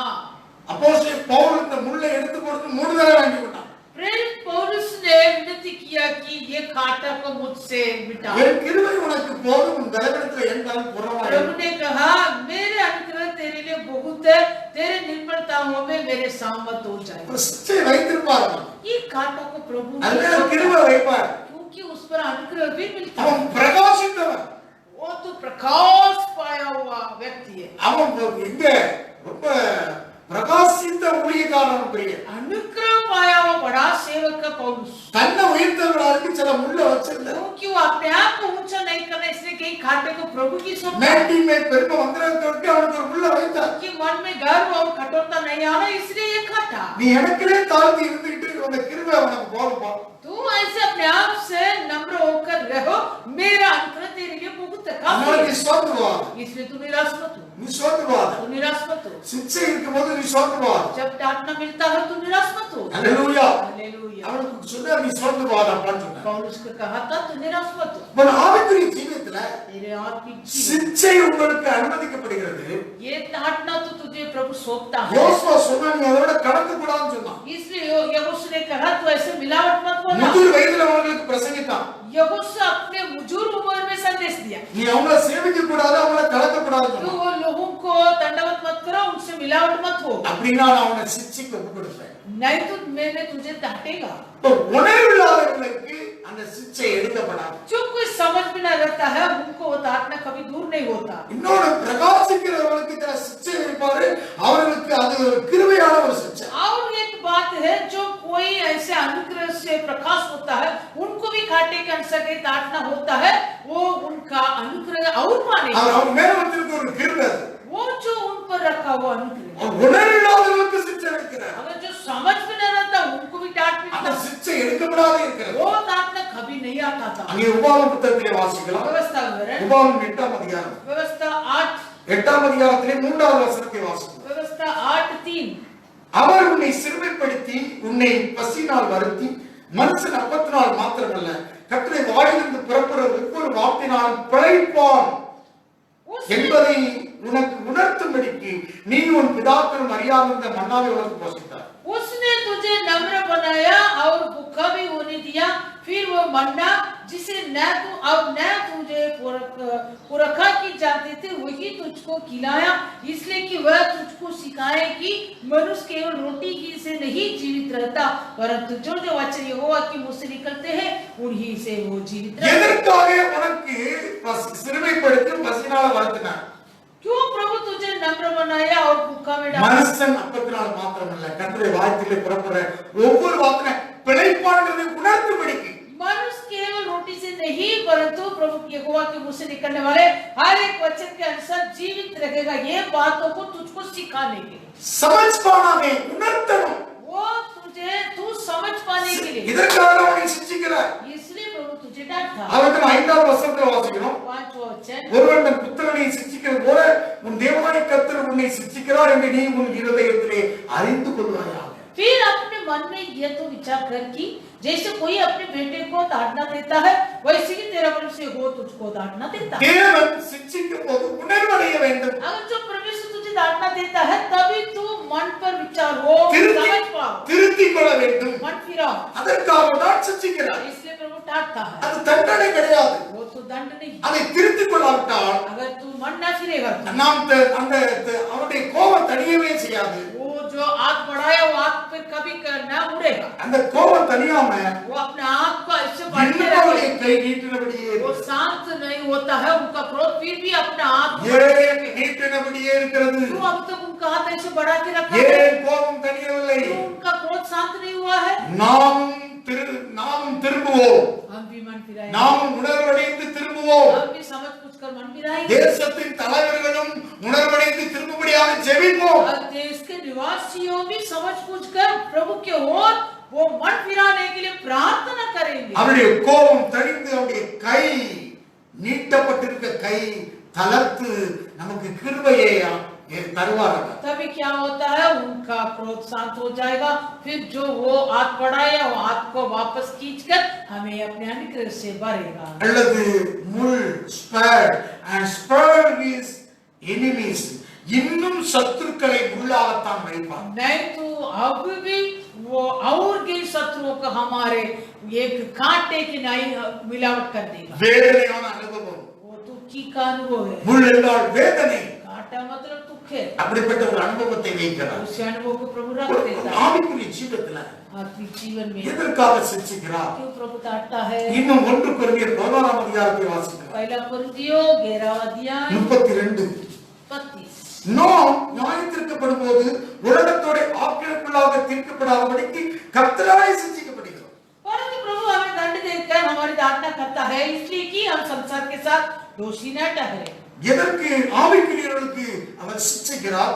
वो क्यों आत्मिक लोगों को दोषी இந்த ठहराता है? உலகத்தாருடைய ஆக்கிரமிப்புள்ளாக தீர்க்கப்படாதபடி நம்மை தேவன் சிட்சிக்கிறார். हम इस संसार के साथ दोषी न ठहरना, इसलिए प्रभु हमें दंड देता है। ஆகவே தேவன் சிட்சிக்கிற மனுஷன், தண்டிக்கிற மனுஷன் பாக்கியவான். इसलिए जो प्रभु ताड़ना देता है वो धन्य व्यक्ति है। உங்களை ஆண்டவர் நேசிக்கிறார். मुझे प्रभु प्रेम करता है, ஆண்டவருடைய நாமத்துக்கு மகிமை உண்டாகட்டும். कि नाम की महिमा। நான் ஒரே ஒரு காரியத்தை தேவன் அந்த சாத்தானுக்கு தீர்ப்பு செய்து அப்போஸ்தலர்கள் தீர்ப்பு செய்து சிட்சிக்க ஒப்பு கொடுத்தார்கள். अब ये काम को क्या किया है चेले लोग, वो शैतान के हाथों में सौंपा था।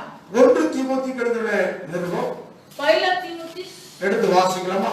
पढ़े, 1 தீமோத்தேயு पहला तीमुथियुस 1:20 पहला 20 எடுத்து வாசிக்கலாம். पढ़े। இமெனேயும் அலெக்சாந்தரும் அப்படிப்பட்டவர்கள், அவர்கள் தூசியாதபடி சிட்சிக்கப்பட அவர்களை சாத்தானுக்கு ஒப்பு கொடுக்கிறேன். उन्हीं में से हिमेनियुस और सिकंदर है, जिन्हें मैंने शैतान के सौंप दिया है कि वे परमेश्वर की निंदा करना न सीखें। அதாவது ஏன் அவர்களை சிட்சைக்கு சாத்தானுக்கு ஒப்பு கொடுக்கப்படுகிறது? क्यों ऐसे दोनों को सौंप दिया शैतान के हाथ में? அதாவது விசுவாச கப்பலை சேதப்படுத்துகிறார். ये दोनों क्या किया? विश्वास रूपी के जहाज को தேவனுடைய சபையை சேதப்படுத்துறவர்கள், ஊழியத்தை ராஜ்யத்தை சேதப்படுத்துறவர்கள் விசுவாச கப்பலை சேதப்படுத்துறவர்களை குறித்து சொல்லப்பட்டிருக்கிறது. ये किसके बारे में लिखा है? जो कोई परमेश्वर की मंडली को और सेवकाई को और विश्वास के जहाज को नाश करता है, वो लोग के बारे में लिखा. தேவனுடைய ராஜ்யத்துக்கு விரோதமாக சேதப்படுத்துறவனை அங்கே சிட்சிக்கப்படும்படியாக சாத்தான் अगर போகிறான். जो कोई परमेश्वर के राज्य के कामों के विरोध से नाश करने के लिए विरोध करता है, वो दांतना पाने के लिए शैतान के हाथों में सौंप देता है. 1 கொரிந்தியர் 5:5 வாசிக்கிறோம். और पहला कुरिन्थियों 5:5 में भी हम पढ़ता है. அப்படிப்பட்டவருடைய ஆவி கர்த்தராகிய இயேசு கிறிஸ்து நாமத்திலே ரட்சிக்கப்படும்படி மாம்சத்தின் அழிவுக்காக நம்முடைய கர்த்தராகிய இயேசு கிறிஸ்து நாமத்திலே அவனை சாத்தானுக்கு ஒப்புக்கொடுக்க வேண்டும் என்று தீர்ப்பு செய்கிறேன். शरीर के विनाश के लिए शैतान को सौंपा जाए ताकि उसकी आत्मा प्रभु यीशु के दिन में उद्धार पाए. சில சத்துருவாக ஊழியத்துக்கு விரோதமாக திருச்சபைக்கு விரோதமாக ஆவிக்குரியத்துக்கு ஜீவியத்துக்கு விரோதமாக இருக்கக்கூடிய அந்த சத்துருக்களை சிட்சிக்கும்படியாக சாத்தானுக்கு தீர்ப்பு செய்கிறார். आमीन. जो कोई सेवकाई के विरोध से और प्रजा के विरोध से और सेवकों के विलंब करता है, उनको शरीर के विनाश के लिए वैसे शैतान के हाथों में सौंपता है. அவனுக்கு ஒரு சிட்சையை ஒப்புக்கொடுக்கும்படியாக தீர்ப்பு செய்கிறார். वो उनका एक आत्मा में प्रभु ने ऐसे सौंपता है. அப்ப கவனிக்க வேண்டும். सुनिए, எந்த விதத்திலையும் தேவனுடைய ராஜ்யம் கெட்டு போகக்கூடாது. किसी प्रकार में भी परमेश्वर का राज्य का काम नाश नहीं होगा. சிட்சை என்பது நம்மை உணர்த்தும்படியாக, ये डांटना हमें समझ पाने के लिए, சிட்சை என்பது நம்மை திருத்தும்படியாக, और ये डांटना हमें सिद्ध बनवाने के लिए. இந்த லாக்டவுன் நம்மை திருப்பக்கூடிய ஒரு திருப்பு முனை. ये लॉकडाउन हमें मन फिराने वाले एक टर्निंग पॉइंट. ஆகவே நீங்கள் இந்த நாட்கள்ல இந்த லாக்டவுனை குறித்து அற்பமாக அலட்சியமாக என்ன வேண்டாம். इसलिए तुम सभी इन दिनों में लॉकडाउन के बारे में तुच्छ मत गिनो और निराश मत हो. ஏதோ ஒரு நாட்கள் கூடிக்கொண்டே இந்த லாக்டவுன் போதும் சொல்லி நீங்கள் பார்க்காதீங்க. और वैसे सभी के नहीं, तुम भी ऐसे लॉकडाउन बढ़ते जा रहा है इसी नजर में मत रहो. அவருடைய கை நீட்டப்பட்டது தளர்க்கப்படணும். क्योंकि अभी तक जो उसका हाथ बढ़ा है वो ढीले होना.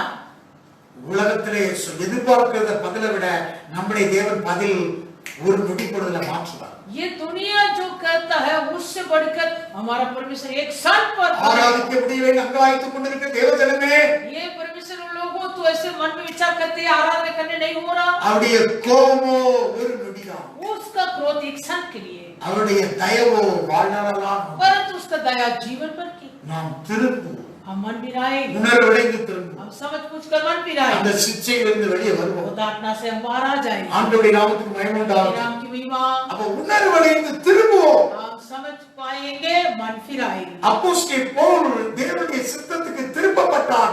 ஆகவே அவன் ஊழியத்திலே பிரகாசித்தான். प्रेरित पौलुस परमेश्वर की इच्छा की ओर अपने मन को फिराया था, इसलिए वो अपने सेवकाई में प्रकाशमान हुआ है. அவன் வேற ஓட்டத்தில் இருந்தவன். वो दूसरे दौड़ में था. அவனை தேவ சித்தத்துக்கு திருப்பப்பட்டான். वो पौलुस को प्रभु ने अपने इच्छा करने के लिए मुड़ाया. அவனை சிட்சைக்கு ஒப்பு கொடுத்தவன். प्रार्थना में प्रभु उनको नहीं सौंपा, அவனை தூக்கி நிறுத்தி விட்டார். उनको उठा के खड़ा किया. நம்முடைய ஆவிக்குரிய வாழ்க்கையில் हमारे आत्मिक जीवन, ஆண்டவரே हे प्रभु, நான் என்ன செய்ய சித்தமா இருக்குன்னு கேட்போம். मैं क्या करना, आपका चाहत क्या है, आपकी इच्छा क्या है. லாக்டவுன் விழுந்த இடத்துல கிடக்க வேண்டாம். ऐसे जो लॉकडाउन में पड़ा है, जो पड़ा हुआ जगह में मत रखो. சிலர் விழுந்ததுல கிடக்குது. कई लोग ऐसे गिरता है, वो गिरा எழுந்து उठ खड़े हो. ஆண்டவரே நான் என்ன செய்ய சித்தமா இருக்குன்னு हे கேட்போம். प्रभु, मैं आपके लिए क्या करना चाहता है. உன்னை திருத்திக்கொள், तुझे मत फिराओ, உணர்வடை, समझ पाओ, மீண்டும் கூட எழுந்திருவார். फिर से उठ के खड़ा हो. ஆவிக்குரிய ஜீவியத்துல तेरे आत्मिक जीवन में அவருடைய பிரகாசிக்க வைக்கப்படும். वो उसका प्रकाश तुझ पर चमकाएगा. ஆண்டவருடைய நாமத்துக்கு மகிமை प्रभु உண்டாகட்டும். की नाम की महिमा. வேதம் அப்படித்தான் சொல்கிறது. शास्त्र वैसे कह रहा நீ है. பெரிய ஆனந்தமாக ஊழியத்துக்கு ஆனந்தமாக இருப்பாய். फिर तू ये तेरा सेवकाई में आनंद और मगन होगी. உன் மகன் இந்த சிச்சையில ஊழியத்துல நீ பெரிய ஆறுதலாக இருப்பாய். और ये धारणा के द्वारा तेरा सेवकाई में तू एक உன் तसल्ली ஆவிக்குரிய के ஜீவியத்துல நீ ஆனந்தமாக இருப்பாய். तो तेरे आत्मिक जीवन में आनंद पाएगा. ஆத்துமாவுக்கு ஆனந்தத்தை தரக்கூடியவன், ஆறுதலை தரக்கூடியவன், ஊழியக்காரருக்கு நீ ஆறுதல் தரக்கூடியவனாகும், ஆனந்தத்தை தரக்கூடியவனாக இருப்பாய். और सेवक के प्राणों को तेरे द्वारा तसल्ली मिलेगा. நீ தேவனுடைய आनंद मिलेगा. ராஜ்யத்துக்கு ஆறுதல் தருகிறவன். तू परमेश्वर के राज्य को भी तसल्ली देगा. தேவனுடைய சபைக்கு நீ ஆனந்தமாக இருப்பாய். और परमेश्वर को मंडली को भी तू आनंद के साथ உன்னை குறித்து சாட்சி சொல்ல முடியும். और तेरे द्वारा गवाही भी बोल सकता है. லாக்டவுன் எப்போ முடியுதுன்னு சொல்லி எதிர்பார்த்திருக்க வேண்டாம். इसलिए लॉकडाउन कभी खत्म होगा वैसे முதலாவது विचार मत நாம் करो. திருத்திக் கொள்ளுவோம், நாம் உணர்வடைந்து திருத்திக் கொள்வோம். पहले हम अपने को समझ पाएंगे, मन फिराएंगे, प्रभु को ओर मुड़ेंगे. அதற்காகத்தான் சிக்ஷிக்கிறார். इसलिए डांटना. ஆண்டவருடைய சமூகத்தில் நாம் வருவோம். प्रभु के सम्मुख में हम Praise आए. the Lord. Thank you, Jesus. धन्यवाद. உள்ள வாயை திறந்து நாம் ஜெபிப்போம். सभी मुंह खोलकर धन्यवाद. ஆண்டவரே, இந்த நாளில் கூட ये प्रभु इन दिनों में भी கோபம் தனியாதபடி இன்னும் அவருடைய கை நீட்டப்பட்டபடி இருக்கிறது. परमेश्वर का क्रोध शांत नहीं हुआ, अब तक उसका हाथ बड़ा है. இன்னும் நீட்டப்பட்டபடி இருக்கிறது. अब तक उसका हाथ बड़ा है. ஏன் நீட்டப்பட்டிருக்கிறது? उसका हाथ बड़ा है. ஜனங்கள் திருப்பப்படவில்லை. लोग मन नहीं फिरा. தலை, सिर, வால், पूंछ, கிளை, डालियां, நாணல், सरकंडे, தலைவர்கள், ஊழியத்தின் தலைவர்கள், और सेवकाई के नेता हाकिमों, கணம் பொருந்தியவர்கள், सारे आदमी लोग, வாளாக சொல்லக்கூடிய போதிக்கக்கூடிய தீர்க்கதரிசிகள், और जो झूठे भविष्यवाणी करने वाले पुरुषकर्ता விசுவாசிகள், और विश्वासी लोग, நெறிந்து போய் இருக்கிறவர்கள், जो உச்சிலே அனுபவித்தார் நெறிந்து போய் இருக்கிறவர்கள் पिछले हुए अनुभव के लोग இன்னைக்கு திருப்பப்படும். आज का दिन मन किया. உணர்வடை, समझ पाओ. தலையே, ये सिर, வாலே, ये पूंछ, கிளையே, ये डालियां, நெறிந்த நாளே, ये उजले में நீ सरकंडे. திருந்து உணர்வடையா. मन फिरा, समझ पाओ. அவருடைய கோபம் தணிந்து நீட்டிய கரம் தளர்க்கப்படும். उसका क्रोध शांत हो जाएगा और बढ़ाया हुआ हाथ को ढीला कर देगा. இந்த நாளிலே கூட इन दिनों में அவருடைய கோபம் ஒரு நிமிஷம் தயவோ நீடியவாகும். उसका क्रोध एक क्षण के लिए, उसका दया जीवन भर के लिए. மாலையில் அழுகண்டா, காலையில் உனக்கு ஆனந்தம். यदि शाम रोना पड़ेगा, सवेरे आनंद मिलेगा. தேவ சமூகத்தினார் ये सब में சிக்ஷை, काटना. தேவ நேசிக்கிறவர்களை சிக்ஷிக்கிறார். परमेश्वर जिससे प्रेम रखता है उसको डांटना. திருச்சபையை நேசிக்கிறார். वो मंडली को प्रेम करता है. ஊழியர்களை நேசிக்கிறார். सेवकाई को प्रेम करता है. ஊழியக்காரர்களை நேசிக்கிறார். सेवक लोग को प्रेम करता है. கணப்பொருத்தியவர்களை நேசிக்கிறார். सारे आदमी को தீர்க்கதரிசிகளை நேசிக்கிறார். भविष्यवक्ताओं को भी प्रेम करता है. விசுவாசிகளை நேசிக்கிறார். विश्वासी लोग को प्रेम करता है. உன்னை நேசிக்கிறார். तुझे प्रेम करता है. நேசித்தது நிமித்தமாகத்தான் तुझे प्रेम किया इसलिए இந்த சிக்ஷை. ये डांटना. அந்த சிக்ஷையோடு கூட சேர்ந்து वो डांटना के साथ மேட்டுமை பெருமையாக நான் ஊழியம் செய்வேன் என்று சொல்ல வேண்டாம். मन के गर्व और कठोरता के द्वारा मैं भी सेवा करूंगा. திரும்பி எழுந்து நிற்பேன் என்று சொல்ல வேண்டாம். दोबारा मैं उठ के खड़ा होऊंगा, इसे मत कहो.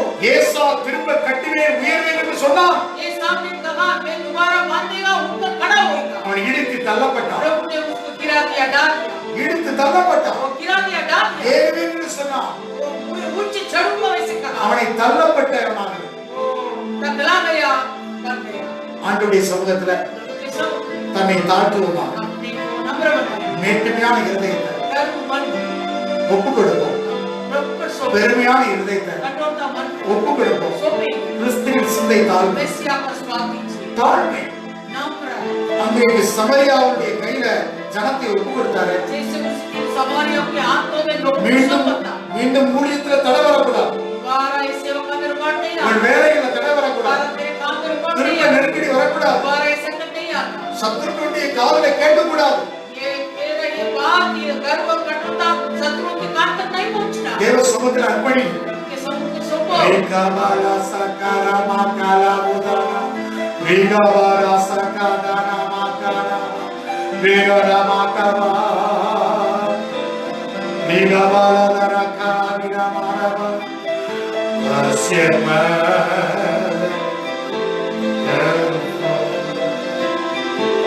வேகபாலா சகாரா जैसे माँ संभालती है वैसे यीशु संभालेगा।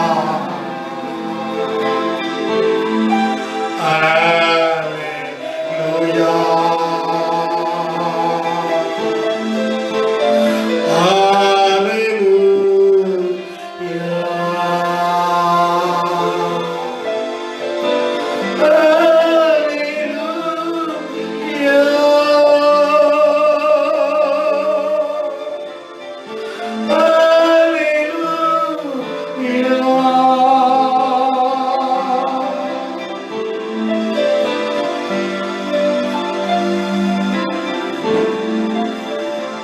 மகா பரிசுத்தமும் இரக்கமும் கிருபை நிறைந்த நல்ல ஆண்டவரே, हे हमारे पवित्र दयालु और अनुग्रह का परमेश्वर, இந்த நாளுக்கு தேவ சமூகத்தில் அர்ப்பணிக்கிறோம். इन दिन में फिर से प्रभु के समुख में समर्पित करता हूँ।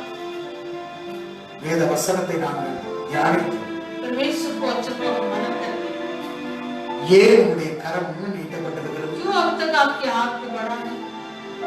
ஜனங்கள் திருப்பப்படாமல் இருக்கிறார்கள். लोग मन नहीं फिरा इस, நாம் திருப்பப்படவில்லை, मैं भी मन फिरा, நாங்கள் திருப்பப்படவில்லை, हम मन फिरा, நாம் திருப்பப்படும் हम मन फिरा, உணர்வுகளை समझ पाए இந்த சிச்சையை மாற்றுவார், ये धारणा को हम बदल डालें, இந்த निலைகளை மாற்றுவார், इस स्थिति को हम बदल डालें, நன்மையாக நிரப்புவார். वाले के अनुसार प्रभु திறந்த வாசலை வைத்திருக்கிறார். एक द्वार खोले हुए द्वार को प्रभु ஒருவனும் கூட்ட மாட்டான், कोई भी नहीं बंद कर सकता, ஒருவனும் கூட்ட மாட்டான். कोई भी नहीं बंद உன் करेगा, வேலைகளை கூட்ட तेरे முடியாது, कामों को कोई नहीं बंद உன் करेगा, ஊழியங்களை கூட்ட तेरे முடியாது. सेवकाई को कोई नहीं बंद करेगा। ரமாக்கா சக்காபுதானா காமா வேகஸ்மீகா ரகாதுனா காமா வேகஸ்மீதி காமா கர்த்தர் அப்படியே செய்வீராம். प्रभु ऐसे பெரிய காரியங்களை செய்யும். बड़े काम कीजिए, இயேசுவின் நாமத்தில் பிதாவே, इसके नाम से मांगते पिता, ஆமென். आओ கர்த்தர் ஒவ்வொருவரையும் ஆசீர்வதிப்பாராக. பிரபு आपके सबों का आशीष करें.